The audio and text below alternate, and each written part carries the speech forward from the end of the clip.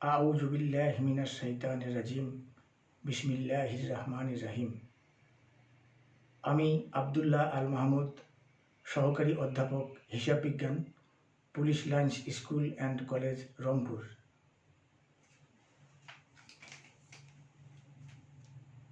হিসাব বিজ্ঞান প্রথম পত্র, একাদশ দ্বাদশ শ্রেণী, প্রথম অধ্যায় হিসাব বিজ্ঞান পরিচিতি, ইন্ট্রোডাকশন টু অ্যাকাউন্টিং। এই অধ্যায়ে হিসাবের শ্রেণীবিভাগ সম্পর্কে 1 নং ক্লাসে হিসাবের শ্রেণীবিভাগ সম্পর্কে আলোচনা করা হয়েছে। আধুনিক পদ্ধতিতে হিসাব 5 প্রকার: সম্পদ হিসাব, দায় হিসাব, মালিকানা সত্ত্ব হিসাব, আয় হিসাব, ব্যয় হিসাব। সুপ্রিয় একাদশ শ্রেণীর শিক্ষার্থীবৃন্দ, তোমরা 1 নম্বর ক্লাসটি খুব ভালোভাবে দেখবে এবং হিসাবের শ্রেণীবিভাগটি খুব ভালোভাবে মনোযোগের সাথে পড়বে। তারপর এই আলোচনাটি তোমাদের জন্য বুঝতে সহজ হবে। প্রতিটি লেনদেনের সাথে জড়িত হিসাব ও তাদের শ্রেণীবিভাগ। একটি উদাহরণের সাহায্যে এই বিষয়টি আমি তোমাদের উদ্দেশ্যে উপস্থাপন করব। উদাহরণ: জনাব সজীব 2019 সালের 1 নভেম্বর তারিখে নগদ 2 লক্ষ টাকা, 80,000 টাকার আসবাবপত্র, 40,000 টাকার পণ্য ও 50,000 টাকার ঋণ নিয়ে ব্যবসায় আরম্ভ করলেন। উক্ত মাসে তার ব্যবসায়ে নিম্নলিখিত লেনদেনগুলো সংঘটিত হয়েছিল: নভেম্বর 2, ধারে পণ্য ক্রয় 15,000 টাকা। নভেম্বর 6, নগদে পণ্য ক্রয় 40,000 টাকা। নভেম্বর 10, বাকিতে পণ্য বিক্রয় করা হলো 50,000 টাকা। নভেম্বর 13, নগদে পণ্য বিক্রয় করা হলো 20,000 টাকা। নভেম্বর 17, মালিক কর্তৃক নগদ উত্তোলন 30,000 টাকা। নভেম্বর 25, পুরাতন আসবাবপত্র বিক্রয় 8,000 টাকা। নভেম্বর 30, বিনামূল্যে পণ্য বিতরণ করা হলো 5,000 টাকা। এখন এই উদাহরণটির সমাধান আমি তোমাদের উদ্দেশ্যে ব্যাখ্যা করব। সুপ্রিয় একাদশ শ্রেণীর শিক্ষার্থীবৃন্দ, তোমাদের প্রথমেই জানতে হবে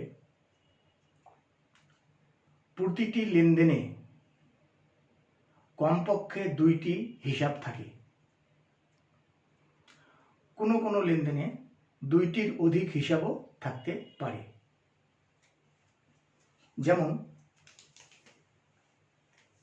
জনাব সজীব 2019 সালের 1 নভেম্বর তারিখে নগদ 2 লক্ষ টাকা, 80,000 টাকার আসবাবপত্র, 40,000 টাকার পণ্য ও 50,000 টাকার ঋণ নিয়ে ব্যবসা আরম্ভ করলেন।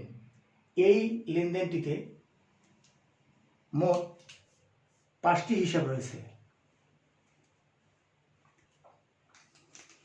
নগদ 2 লক্ষ টাকা। হিসাব বিজ্ঞানে নগদ টাকাকে নগদান হিসাব বলে।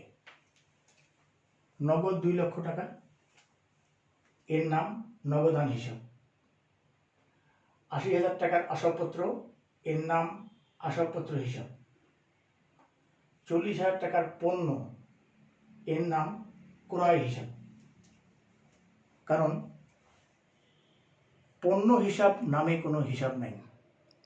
পণ্য নিয়ে ব্যবসায় আরম্ভ করা হলে বুঝতে হবে পণ্য ক্রয় করে ব্যবসা আরম্ভ করা হয়েছে, তাই পণ্য হিসাব না হয়ে ক্রয় হিসাব হবে। 50,000 টাকার ঋণ, এর নাম ঋণ হিসাব। আরেকটি হিসাব মূলধন হিসাব। কারণ মালিক ব্যবসা শুরু করার জন্য তার নিজ তহবিল থেকে যা কিছু কারবারে আনায়ন করে তাকে মূলধন হিসাব বলে। এখানে মালিক তার নিজ তহবিল থেকে নগদ টাকা এনেছে, আসবাবপত্র এনেছে, পণ্য ক্রয় করে এনেছে। নগদান হিসাব, আসবাবপত্র হিসাব, ক্রয় হিসাব। ঋণ মূলধন নয়, কারণ মালিক কোনো ব্যক্তির কাছ থেকে ঋণ নিয়ে ব্যবসা শুরু করে অথবা ব্যাংক থেকে ঋণ নিয়ে ব্যবসা শুরু করে, তাই ঋণ হিসাব আলাদা হবে। এখন তারিখ সংশ্লিষ্ট হিসাব, হিসাবের শ্রেণীবিভাগ। এই 5টি হিসাবের শ্রেণীবিভাগ কি হলো? নগদান হিসাব একটি সম্পদ হিসাব, আসবাবপত্র হিসাব সম্পদ হিসাব, ক্রয় হিসাব ব্যয় হিসাব, কারণ পণ্য ক্রয় করলে ব্যয় হয়। ঋণ হিসাব দায় হিসাব, মালিক অপর কোনো ব্যক্তির নিকট থেকে ঋণ গ্রহণ করে ব্যবসা শুরু করেছে, এই ঋণ তাকে ভবিষ্যতে পরিশোধ করতে হবে, এই জন্য ঋণ হিসাবটি একটি দায় হিসাব। মালিক তার নিজ তহবিল থেকে 3টি বস্তু এনেছে, নগদ, আসবাবপত্র, ক্রয়, এই জন্য মূলধন হিসাব। মূলধন হিসাব, মালিক যখন মূলধন কারবারে আনে তখন এই মূলধনের প্রতি মালিকের দাবি বৃদ্ধি পায়, তাহলে মূলধন দ্বারা মালিকের দাবি বৃদ্ধি পায়। মালিকের দাবিকেই মালিকানা সত্ত্ব বলে, এই জন্য মূলধন হিসাব হলো মালিকানা সত্ত্ব হিসাব। মূলধন হিসাব মালিকানা সত্ত্ব হিসাব। নভেম্বর 2, ধারে পণ্য ক্রয় 15,000 টাকা। এই লেনদেনে 2টি হিসাব রয়েছে, একটি হলো ক্রয় হিসাব, আর একটি ধারে পণ্য ক্রয়। ধারে পণ্য ক্রয় বলতে বাকিতে পণ্য ক্রয় করাকে বোঝায়। যার নিকট থেকে বাকিতে পণ্য ক্রয় করা হয় তাকে পাওনাদার বা প্রদেয় হিসাব বলে। তাকে ভবিষ্যতে টাকা পরিশোধ করতে হবে, তাহলে পাওনাদার বা প্রদেয় হিসাব একটি দায় হিসাব। এই জন্য ক্রয় হিসাব হিসাবের শ্রেণীতে এটি ব্যয় হিসাব, প্রদেয় হিসাব দায় হিসাব। নভেম্বর 6, নগদে পণ্য ক্রয় 40,000 টাকা। এই লেনদেনে 2টি হিসাব রয়েছে, একটি ক্রয় হিসাব, আরেকটি নগদান হিসাব। নগদ টাকাকে হিসাব বিজ্ঞানে নগদান হিসাব বলে। নগদান হিসাব একটি সম্পদ হিসাব। ক্রয় হিসাব ব্যয় হিসাব, নগদান হিসাব সম্পদ হিসাব। নভেম্বর 10, বাকিতে পণ্য বিক্রয় করা হলো 50,000 টাকা। এই লেনদেনে 2টি হিসাব রয়েছে, একটি বাকিতে পণ্য বিক্রয়। যার নিকট বাকিতে পণ্য বিক্রয় করা হয় তাকে দেনাদার বা প্রাপ্য হিসাব বলে, কারণ ভবিষ্যতে তার নিকট থেকে কারবার টাকা পাবে। সম্পদ হিসাবের সংজ্ঞাতে আমরা জেনেছি যা হতে ভবিষ্যতে আর্থিক সুবিধা পাওয়া যাবে তাকে সম্পদ বলে।